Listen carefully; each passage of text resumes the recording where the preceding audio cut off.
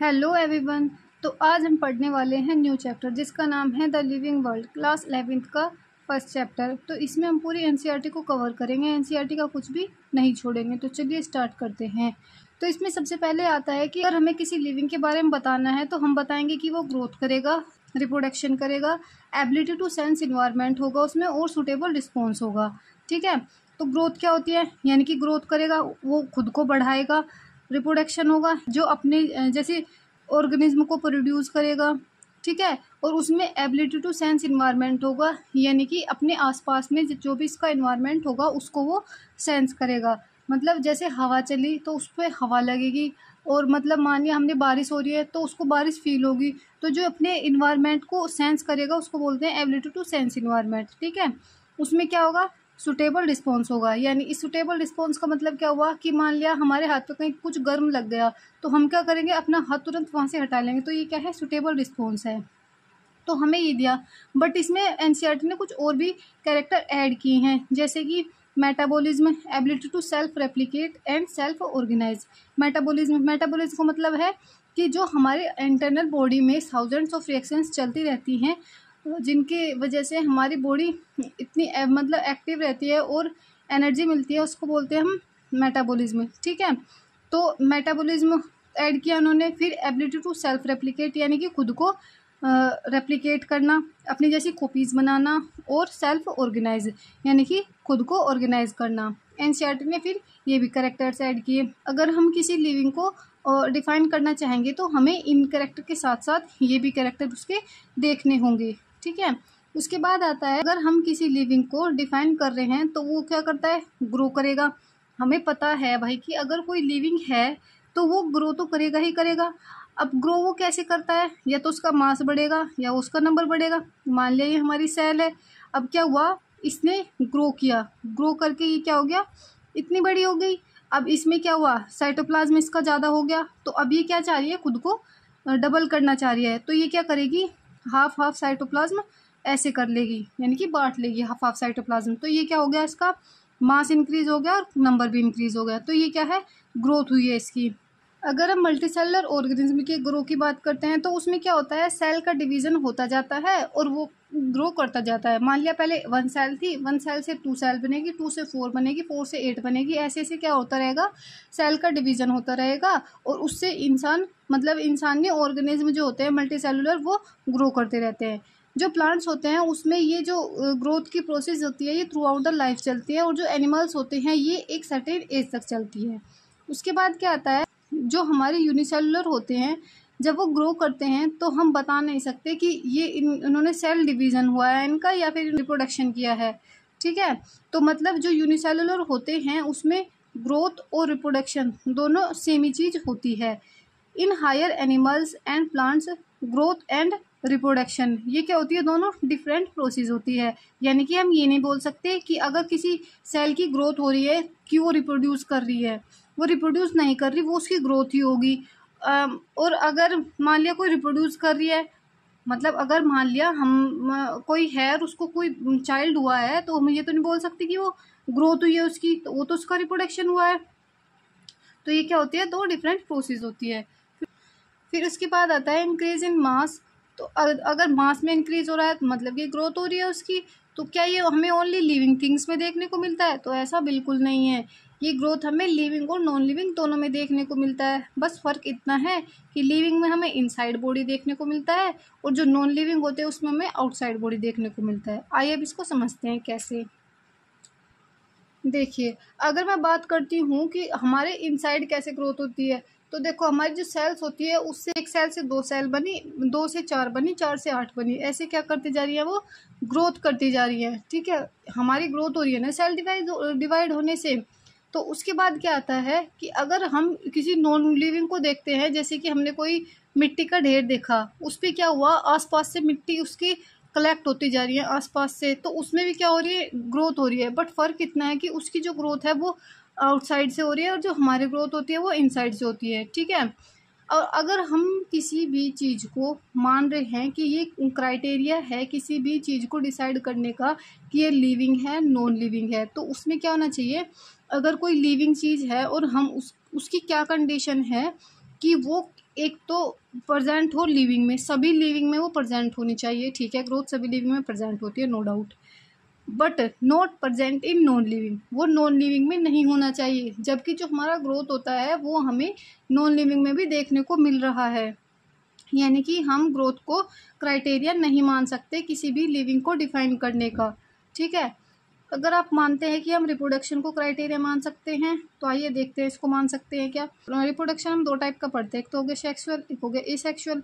तो एसेक्सुअल में एनसीईआरटी ने इतने सारे एग्जांपल्स दिए हुए हैं, जैसे कि जो हमारी फंगी होती है वो स्पोर से और फ्रेगमेंट से दोनों से खुद को रिप्रोड्यूस कर सकती है, ठीक है। स्पोर्स होते हैं जो ऐसे ऐसे होते हैं और वो कहीं भी जाके मतलब फैल जाते हैं दूर तक, और वहीं उनसे फंगी बन जाती है। और ये क्या होता है, फ्रेगमेंट से भी खुद को रिप्रोड्यूस कर लेती है, यानी कि मान लिया ये फंगी है कोई, तो इससे इसका इतना सा सेगमेंट टूटेगा और ये सेगमेंट टूटकर एक नई फंगी जनरेट कर देगा, ठीक है। फिर उसके बाद आता है हाइड्रा। हाइड्रा में जो होता है वो बडिंग के थ्रू वो रिप्रोडक्शन करता है, यानी कि मान लिया ये हाइड्रा है, ठीक है, इसमें क्या हुआ, ये बर्ड आ गई, तो ये बर्ड क्या होगी, इससे अलग होगी, ये बर्ड अपना एक नया प्लांट बना लेगी, ये तो है ही अपना हाइड्रा, ठीक है। अगर मैं ईस्ट की बात करती हूँ तो उसमें भी सेम प्रोसेस बडिंग के थ्रू होता है। मान लिया ये हमारा क्या है, ईस्ट है, तो ईस्ट में क्या होगा, ऐसे दो भी बन जाएंगे, इसमें से आधा अलग हो जाएगा और इसमें भी क्या हो जाएगा, ऐसे इसमें भी बडिंग होती है और इससे भी नया ऑर्गेनिज्म बन जाएगा, ठीक है। अगर मैं प्लेनेरिया की बात करती हूँ तो ये क्वेश्चन बहुत आता है कि ट्रू रीजनरेशन हमें किस में देखने को मिलता है, तो प्लेनेरिया में हमें ट्रू रीजनरेशन देखने को मिलता है, ठीक है। उसके बाद क्या आता है, ट्रू रीजनरेशन का मतलब क्या है, मान लिया ये हमारा क्या है, प्लेनेरिया है, इसके ये पार्ट्स है इतने सारे, तो अगर इसका ये पार्ट्स अलग हो जा रहा है ना तो इससे भी एक नया वो बन जाएगा प्लेनेरिया, और ये तो प्लेनेरिया है ही, जो इसका पार्ट टूटा है ना ये भी दोबारा से आ जाएगा, और जो इसका पार्ट टूटा हुआ है अगले आगे वाला ये भी दोबारा से आ जाएगा, ठीक है। तो ये क्या हो गया, ट्रू रीजनरेशन बोलते हैं हम इसको। एल्गी जो होती है वो फ्रेगमेंटेशन से होती है, यानी कि मान लिया ये हमारी एल्गी है तो यहाँ से क्या होगा, ये अलग होगा, इसका ये फ्रेगमेंट भी नई एल्गी बना लेगा, ये भी नई एल्गी बना लेगा। मोसिस भी फ्रेगमेंटेशन देखने को मिलती है। बैक्टीरिया, एल्गी और अमीबा, इसमें क्या होता है, जो ग्रोथ होती है और रिप्रोडक्शन होती है दोनों सेम प्रोसेस होती है, यानी कि मान लिया ये कोई हमारा बैक्टीरिया है या एल्गी मान लो या फिर अमीबा कुछ भी मान लो, इसने क्या की, ग्रोथ की, ग्रोथ करके ये क्या हो गया, बड़ा हो गया, ठीक है। अब इसका जब ये बड़ा हो गया तो ये क्या करेगा, ऐसे डिवाइड करेगा, तो ये डिवाइड कर रहा है क्योंकि इसका साइटोप्लाज्म बड़ा हो गया, अब ये सेल ग्रो डिवाइड करना चाहती है इसलिए दो में बट गई। और अगर इसको हम बता नहीं सकते कि ये ग्रोथ हुई है इसका, ये रिप्रोडक्शन हुआ है, ये दोनों क्या होती है, सेम प्रोसेस होती है, बैक्टीरिया में, एल्गी में और अमोइबा में, ठीक है। ये तो हमने एसेक्सुअल रिप्रोडक्शन पढ़ लिए। सेक्सुअल में पता ही है कि प्लांट्स में भी होता है और एनिमल्स में भी होता है, जो हायर्स एनिमल्स होते हैं उनमें भी होता है, ठीक है।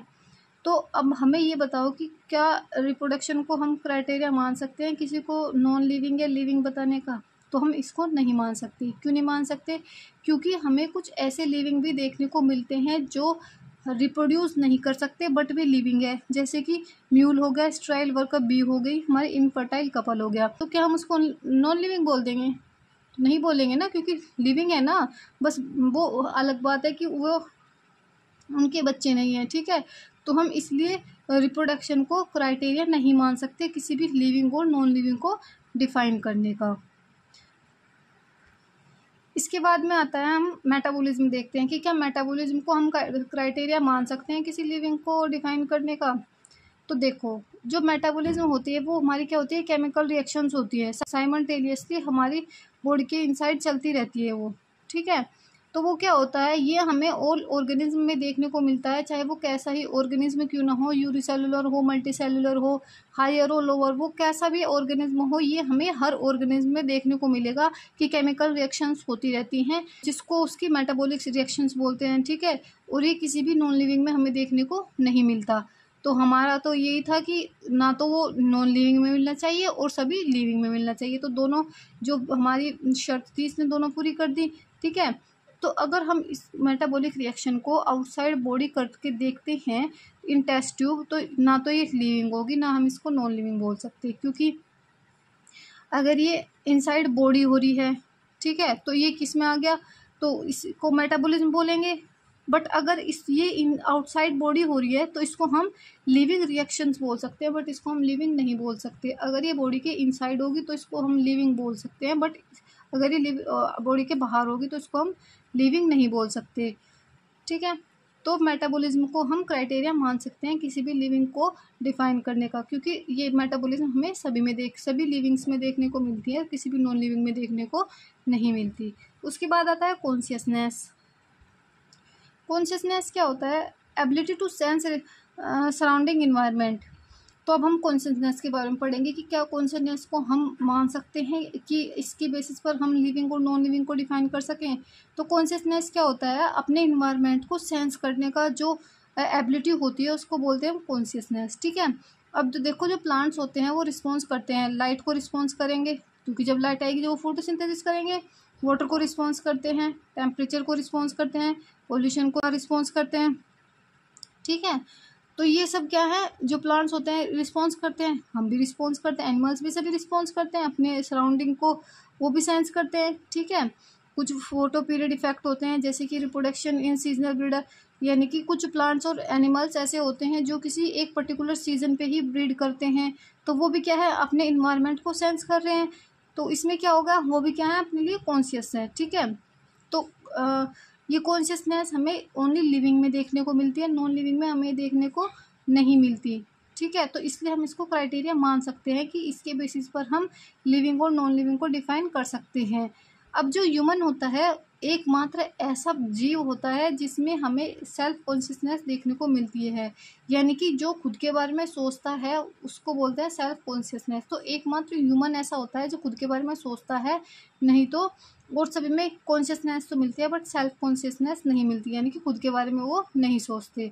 तो अगर मैं बात करती हूँ कि लिविंग और नॉन लिविंग का क्या डिफाइनिंग कैरेक्टर दिखे, तो डिफाइनिंग में आ गया हमारा मेटाबॉलिज्म और कॉन्शियसनेस, और नॉन डिफाइनिंग में आ गई हमारी ग्रोथ एंड रिप्रोडक्शन। तो इनको याद कैसे रखेंगे? तो हम याद रखेंगे कि दो हैं, एक मदर और एक चाइल्ड। डी से डिफाइनिंग, एम से मेटाबॉलिज्म और सी से मतलब कि ये कॉन्शियसनेस, ठीक है। दो है, एक मदर एक चाइल्ड। तो इससे ये याद रख लो, ये आपके खुद याद हो जाएंगे बचे हुए, ठीक है।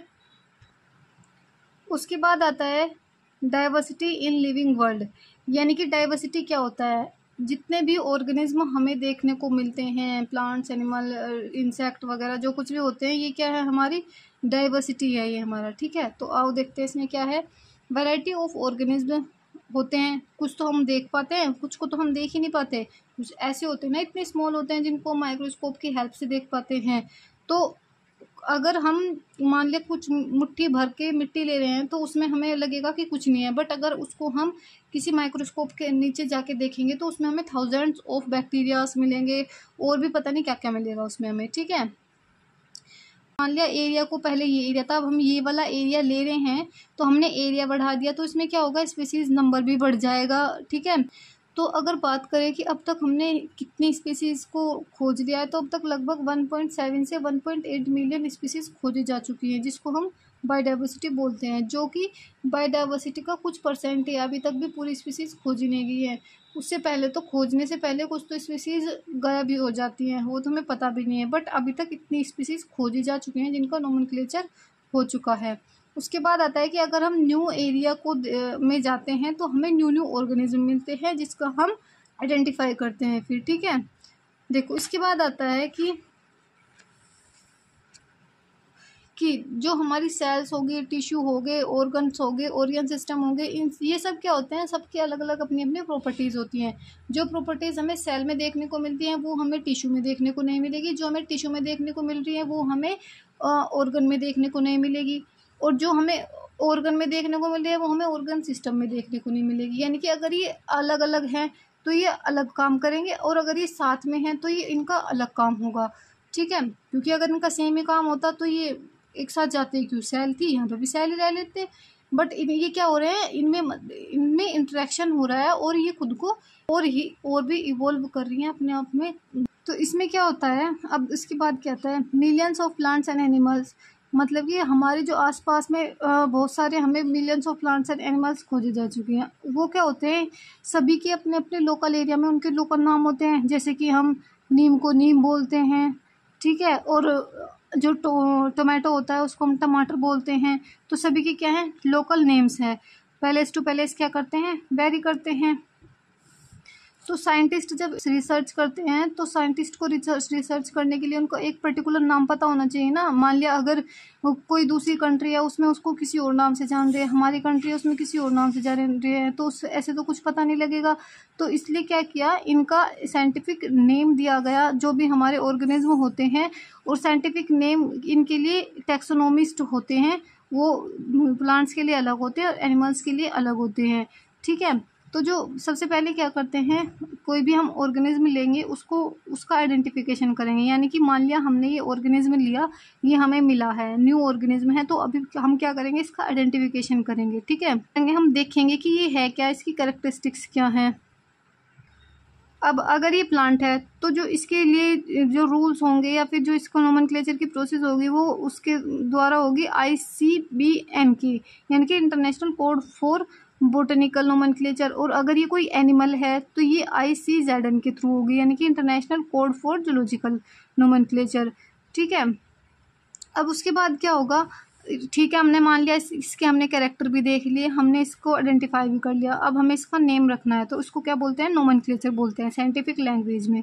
तो जो नोमेनक्लेचर होता है ये हमें लिनियस ने दिया था। लिनियस ने क्या कहा था कि जो नेम होगा किसी भी ऑर्गेनिज्म का उसमें 2 वर्ड्स यूज होंगे, जिसको हमने कहा बायोनोमियल नोमेनक्लेचर, जिसमें 2 कंपोनेंट्स होंगे। पहला होगा उसका मतलब कि जीनस और दूसरा होगा उसके स्पीसीज। ठीक है, जैसे कि मैग्नीफेरा इंडिका, ये क्या हो गया, इसका जीनस हो गया, ये क्या हो गया, इसकी स्पीसीज होगी। फिर इसके बाद क्या आता है, इनके कुछ रूल्स भी होते हैं। ऐसा नहीं होता कि आप कुछ भी किसी में भी लिख दोगे, क्योंकि समझ में आना चाहिए ना। पहला आता है कि बायोलॉजिकल नेम। तो बायोलॉजिकल नेम जो लिखेंगे हम वो लैटिन लैंग्वेज में लिखेंगे। लैटिन क्यों, क्योंकि ये डेड लैंग्वेज होती है, ये कभी भी चेंज नहीं होती, इसमें कोई भी चेंजेस हमें देखने को नहीं मिलते। और अगर हमें कोई नेम लिखना है तो उसको हम इटैलिश में लिखते हैं। दूसरा रूल आता है कि जो फर्स्ट होता है 2 वर्ड से मिलकर बना होता है ना, लिनियस ने बताया, तो जो फर्स्ट होगा वो जीनस होगा और जो सेकंड होगा वो स्पीसीज होगा। थर्ड नंबर पे आता है कि अगर हम किसी भी नाम को हाथ से लिख रहे हैं तो उसको हम अंडरलाइन करेंगे, और अगर हम किसी भी उसको प्रिंट करवा रहे हैं तो उसको हम इटैलिश में लिखेंगे। ठीक है, फोर्थ नंबर पे आता है first word start with capital letter, यानी कि जैसे वो मैग्नीफेरा इंडिका था तो जो इसमें M था ये तो कैपिटल था, और जो इसमें I था ये क्या था, स्मॉल था। या इसे बोल रहा है कि जो फर्स्ट होगा वो कैपिटल लेटर से स्टार्ट होगा और जो सेकंड होगा वो स्मॉल लेटर से स्टार्ट होगा। फिर उसके बाद आपने NCERT में ऐसा लिखा भी होगा, देखा होगा कि मैग्नीफेरा इंडिका लिन। तो ये लिन जो होता है ये डिनोट करता है कि साइंटिस्ट ने इसको डिस्कवर किया है। लिन का मतलब होगा लीनियस, यानी कि जो मैग्नीफेरा इंडिका है वो लीनियस ने डिस्कवर किया था इसके नाम को। ठीक है, अब हमने ठीक है नाम भी रख लिया, आइडेंटिफिकेशन भी हो गया, नोमेनक्लेचर भी हो गया। अब हमें इसका क्लासिफिकेशन करना है, यानी कि मान लिया हमें ये इतने सारे ऑर्गेनिज्म मिल गए हैं, ये इतने सारे ऑर्गेनिज्म हमें मिल गए। अब हमें ये देखना है कि ये इस ग्रुप का है या इस ग्रुप का है, ये इस ग्रुप का है या किस ग्रुप का है, कौन किस ग्रुप का है। तो इसको हम क्या करेंगे, अब इनको हम क्लासिफिकेशन करेंगे। तो grouped into convenient categories based on character, यानी कि जो हमने उसके कैरेक्टर देखे हैं उन कैरेक्टर के बेसिस पर अब इनको हम ग्रुप में रखेंगे। तो सर्टेन कैरेक्टर, मान लिया हम कोई कैरेक्टर ले रहे हैं, जैसे कि ये पेंसिल है, देखो मैं इसको बता रही हूँ कि ये पेंसिल है, कि एक लंबी सी चीज़ थी, उसके ऊपर रेड और ब्लैक कलर से लंबी लंबी लाइनें बनी हुई थी, उसके ऊपर पेंट हुआ हुआ था, और वो कुछ लिखने का वर्क करती है, और उसमें अंदर एक ब्लैक सा कुछ है भी। तो आपके दिमाग में तुरंत क्लिक करेगा कि नटराज की जरूर वो पेंसिल होगी, और मैंने बता दिया कि उसके ऊपर कुछ लिखा भी हुआ था गोल्डन कलर से, तो आपको पता लग जाएगा कि पेंसिल की बात हो रही है। तो ये क्या हो रहा है, उसके कैरेक्टर को देख के बताया ना हमने। तो जब हम किसी सर्टेन कैरेक्टर को बताते हैं तो हमें उस चीज़ का पता लग जा रहा है कि हम उस चीज़ के बारे में बोल रहे हैं, तो उसको हम बोलते हैं टेक्सा। यानी कि अगर हम डॉग के कैरेक्टर को बता रहे हैं तो डॉग के कैरेक्टर को, तो डॉग को क्या बोलेंगे, हम टेक्सा बोलेंगे। मान लिया हम राइस के कैरेक्टर को बता रहे हैं कि कोई छोटा सा भी था उसके अंदर, मतलब उसमें बहुत सारी प्रोटीन्स होती हैं, तो उसमें क्या बताया हमने, राइस के कैरेक्टर को बताया। आपको तुरंत क्लिक कर गया कि राइस के बारे में बात चल रही है, तो राइस क्या है यहाँ पे, टेक्सा। यानी कि कोई भी चीज़ हो, अगर हमें उसके कैरेक्टर को सुनने पर कुछ आइडिया लग रहा है कि ये इस चीज़ के बारे में बात कर रहा है, तो वो क्या होता है, हमारा टेक्सा होता है। एनिमल हो, डॉग हो, मैमल हो, डिफरेंट टाइप के हमें टेक्सा देखने को मिलते हैं। ठीक है, फिर उसके बाद क्या आता है, प्रोसेस ऑफ क्लासिफिकेशन। तो जो प्रोसेस होती है क्लासिफिकेशन की, यानी कि जब हम क्लासिफिकेशन करते हैं तो वो तो हो गया जिसको हम क्लासीफाई करेंगे वो तो हो गया हमारा टैक्सा। जो हम काम करेंगे उसमें क्लासिफिकेशन का उसको बोलते हैं टैक्सोनॉमी। ठीक है, तो टैक्सोनॉमी कंप्लीट प्रोसेस, जो टैक्सोनॉमी की जो कंप्लीट प्रोसेस होती है उसमें 4 स्टेप्स आते हैं। सबसे पहले आएगा हमारा कैरेक्टराइजेशन, उसके बाद आएगा आइडेंटिफिकेशन, उसके बाद आएगा क्लासिफिकेशन, उसके बाद आएगा नोमेनक्लेचर। यानी कि अगर हमने मान लिया ये ऑर्गेनिज्म को हमने डिस्कवर किया, अभी अभी हमने इसको देखा है और हमने इसको ले लिया, अब इसका क्या करेंगे हम, इसके कैरेक्टर को देखेंगे। पहले तो इसका आइडेंटिफिकेशन करेगा, फिर इसको इसके कैरेक्टर को देखा हमने, फिर इसका हम क्या करेंगे, नोमेनक्लेचर करेंगे और फिर इसका क्लासिफिकेशन कर देंगे। तो ये क्या हो गए, इसके स्टेप्स हो गए। और जो टैक्सोनॉमी है वो हमारी अभी से चलती नहीं आ रही, जब हम बहुत ही पुराने टाइम में होते थे तब भी यहाँ पे क्लासिफिकेशन होता था, बट तब साइंटिफिक बेसिस पे नहीं होता था। वो तो होता था कि जो चीज़ें हम यूज़ कर रहे हैं उनका होता था। जैसे कि पहले के टाइम में हमें क्लोथ्स यूज़ में आते थे और खाना यूज़ में आता था और रहने के लिए जगह यूज़ में आती थी। ये 3 चीज़ मेन थी, तो इन्हीं के बेसिस पर उन्होंने डिवाइड कर दिया था। क्लोथ, फूड और शेल्टर के बेसिस पर पहले डिवाइड कर देते थे। उसके बाद आता है कि सिस्टमैटिक्स क्या होता है। तो जो सिस्टमैटिक्स होता है ये लैटिन का एक वर्ड है, ठीक है, जिसको यूज़ किया था लीनियस ने। तो सिस्टमैटिक का मतलब हो गया हम टैक्सोनॉमिक यानी कि क्लासिफिकेशन करेंगे। क्लासिफिकेशन करेंगे हम उनकी एज को देखते हुए, यानी कि इवोल्यूशनरी रिलेशनशिप बिटवीन ऑर्गेनिज्म। मतलब कि हम क्लासिफिकेशन कर रहे हैं बट सबसे पहले सबसे पुराने वाला रख रहे हैं, उसके बाद उससे थोड़ा नया, फिर उससे नया, फिर उससे नया। तो इसको क्या बोलते हैं, हम सिस्टमैटिक्स बोलते हैं। इंपॉर्टेंट है, क्वेश्चन आता है, इसको ध्यान से समझ लेना। इसके बाद आता है taxonomic categories. In classification each step represent rank और कैटेगरी। यानी कि जब भी हम किसी भी ऑर्गेनिज्म का क्लासिफिकेशन कर रहे हैं तो उसमें क्या होगा, मान लिया ये हमारा कोई ऑर्गेनिज्म है, हाँ वहाँ से इसको रखते आ रहे हैं कि ये इसका हो सकता है, ये उसका हो सकता है, इसका हो सकता है, तो लास्ट में आके हमने इसमें रख दिया ये, ठीक है, कि ये इस ग्रुप का है। तो ये क्या है, ये रैंक है, ये क्या है, ये रैंक हो गई, ठीक है। यानी कि कैटेगरीज है कि हम कैटेगरीज को देखते हुए आ रहे हैं, जिस कैटेगरी का है उसमें हमने इसको रख दिया, तो ये सब क्या होगी, रैंक होगी। तो टैक्सोनॉमिक कैटेगरीज को जब हम अरेंज करते हैं तो उसको क्या बोलते हैं, टैक्सोनॉमिक हायरार्की। यानी कि जब हम इसको अरेंज कर रहे हैं, पहले ये रख रहे हैं, पहले इसमें रख रहे हैं, फिर इसमें रख रहे हैं, फिर इसको इसमें रख रहे हैं, तो ये क्या हो गया, टैक्सोनॉमिक हायरार्की होगी। Each category represent rank. Each category को हम क्या बोलेंगे, रैंक बोलेंगे। या तो रैंक बोल लो, या कैटेगरी बोल लो, या फिर उसको हम टैक्सोन बोल लो। तीनों क्या है, सेम चीज़ है। रैंक बोल लो, कैटेगरी बोल लो, या फिर टैक्सोन बोल लो। ये भी टैक्सोन है, ये भी टैक्सोन है, ये भी टैक्सोन है, ये भी टैक्सोन है, ये भी रैंक है, ये भी रैंक है, ये भी रैंक है, ये कैटेगरी भी, ये सभी हैं, ठीक है।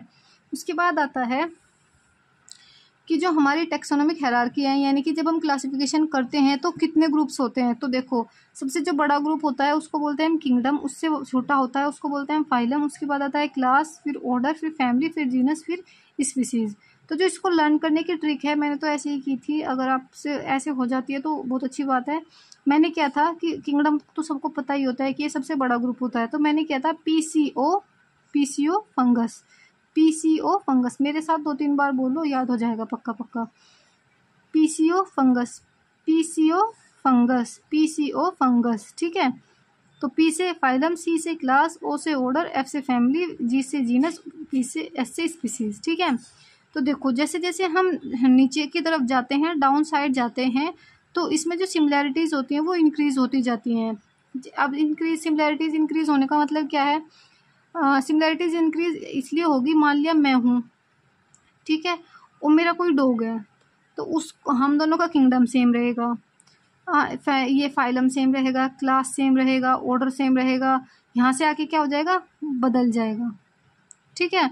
तो इसमें क्या होगा, अगर कोई चीज़ मान लिया स्पीसीज तक वो दोनों सेम है, स्पीसीज पर आकर उन दोनों के नेम अलग हो गए, तो यहाँ पे क्या हो रहा है, उनमें सिमिलैरिटीज़ मिलती जा रही है ना, तो सिमिलैरिटीज़ इंक्रीज़ हो रही है, इंक्रीज़ हो रही है। मान लिया अब मैं हूँ, मंकी है, ठीक है, तो मंकी मेरे साथ जाएगा जाएगा जाएगा, यहाँ तक भी मेरे साथ चलेगा वो। तो हम में क्या है, क्योंकि हम में बहुत सिमिलैरिटीज़ हैं, तो वो जितनी हम में सिमिलैरिटीज़ होगी इतना ही मेरे साथ नीचे तक आ पाएगा, इतना ही ग्रुप में नीचे तक आ पाएगा। तो इसको आप ऐसे याद रखो, एस से स्पीसीज और एस से नीचे को आने पर सिमिलैरिटीज़ इंक्रीज होती जाती है। उसके बाद हम एक एक करके अब इन सभी को पढ़ेंगे।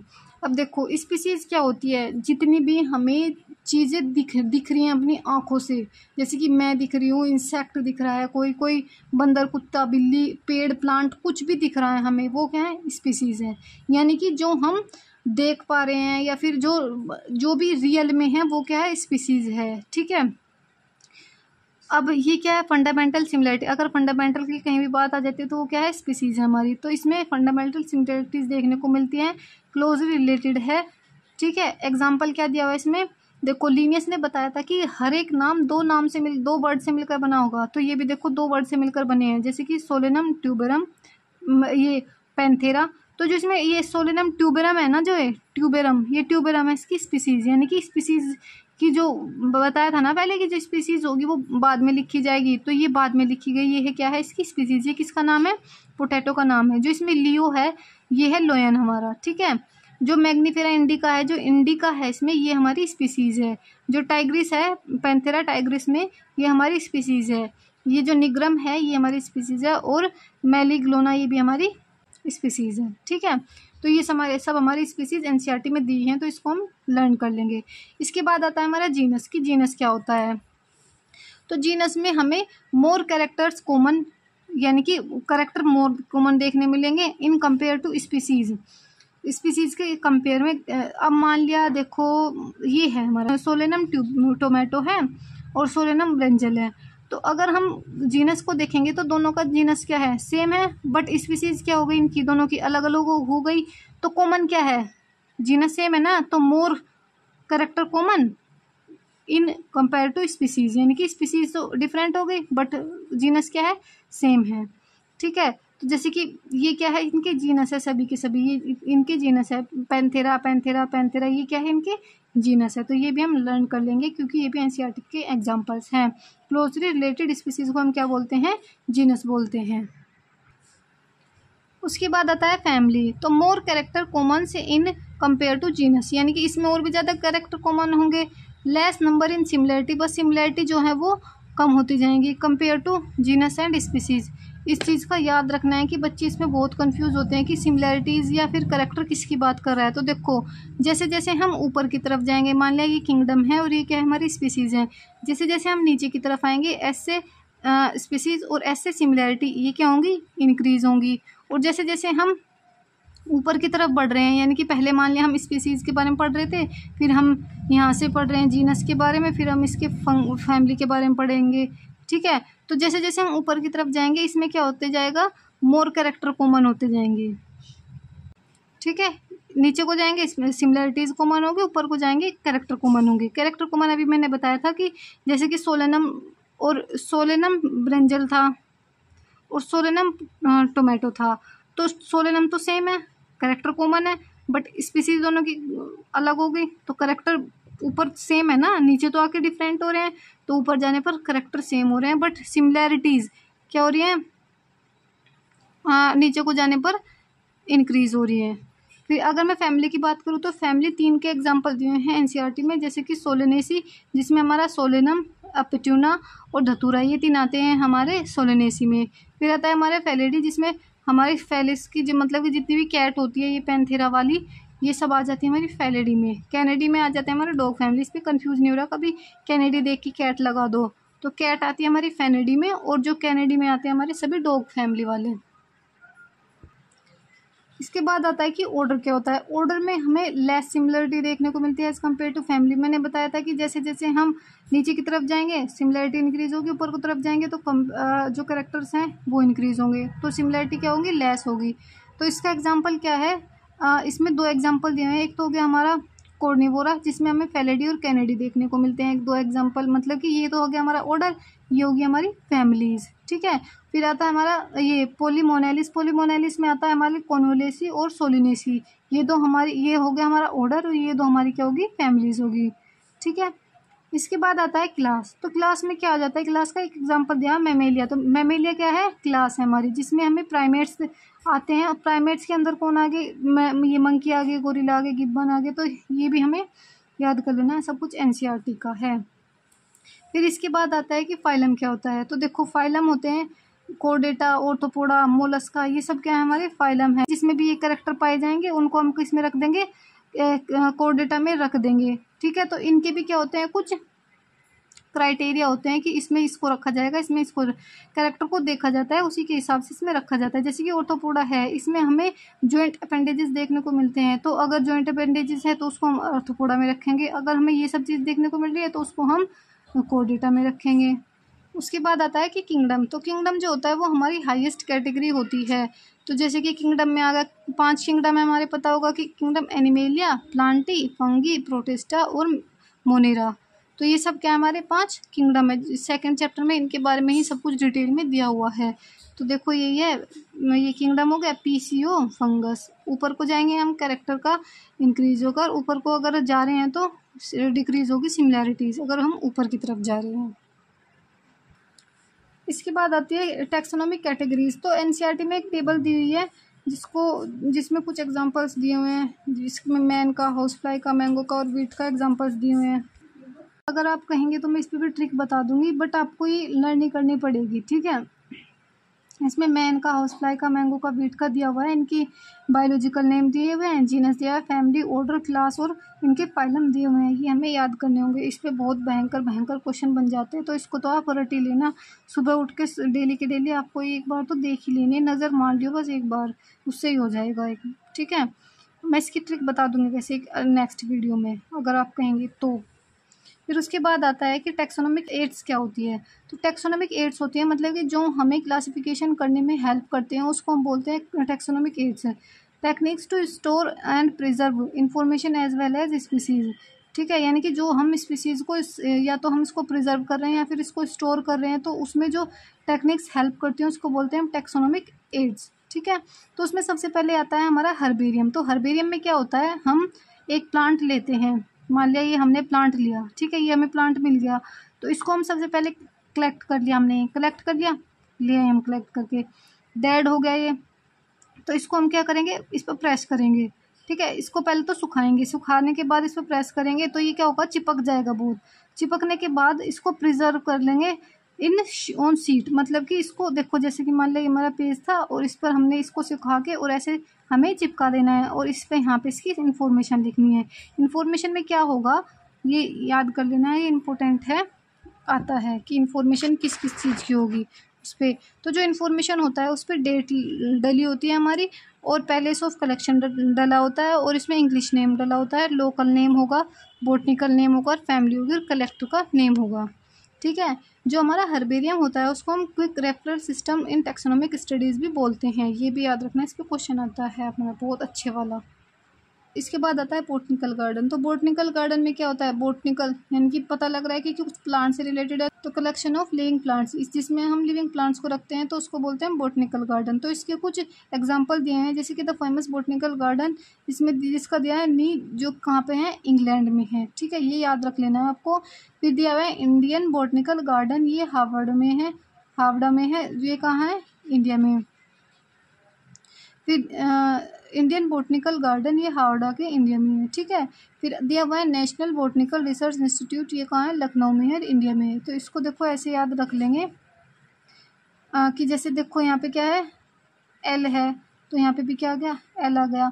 तो इंडिया वाले इसमें लखनऊ, इंडिया के 2 है ना, ये इनमें कंफ्यूज होते हैं, तो इससे लखनऊ से आपको याद आ जाएगा, जो बचा हुआ होगा वो हावड़ा होगा, वो दूसरे में रख दियो। ठीक है, अब जो हमारे प्लांट होते हैं उनमें लेबल लगी होती है, यानी कि मान लिया ये क्या है, हमारा प्लांट है कोई, ठीक है, तो यहाँ पे क्या होगा, ऐसे इस पर लेबल लगी होती है, इस लेबल पे इसका बोटनिकल नाम भी होगा, जिसको हम साइंटिफिक नेम भी बोलते हैं, और इसकी फैमिली भी डली होती है।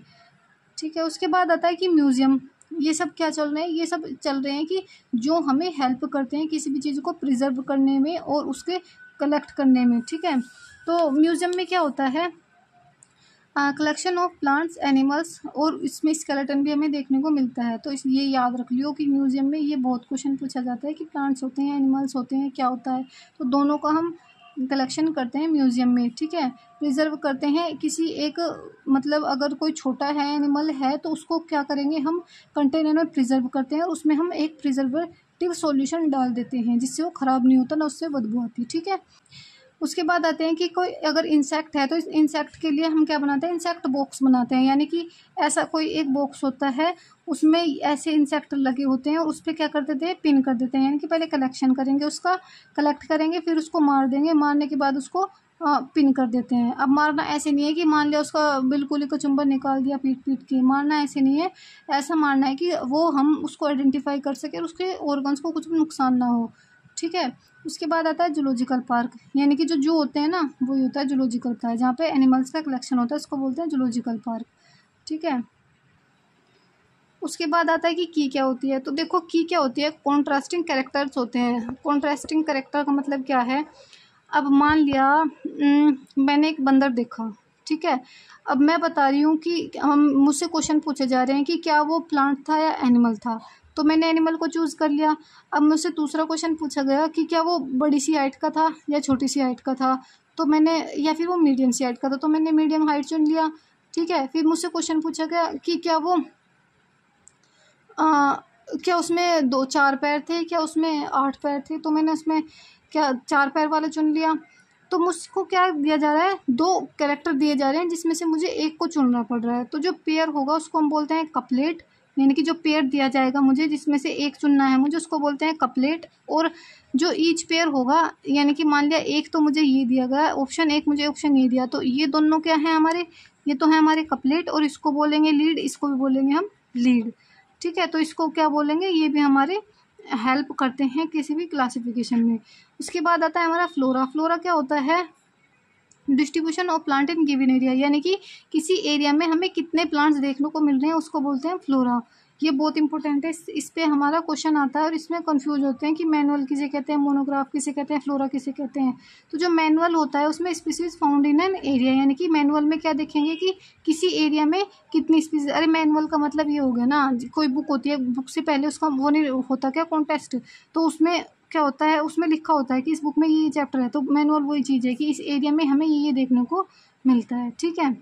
फिर आता है मोनोग्राफ। मोनोग्राफ में क्या होता है, information of only one taxon, इसमें हमें एक टैक्सोन की इन्फॉर्मेशन मिलती है बस, ठीक है।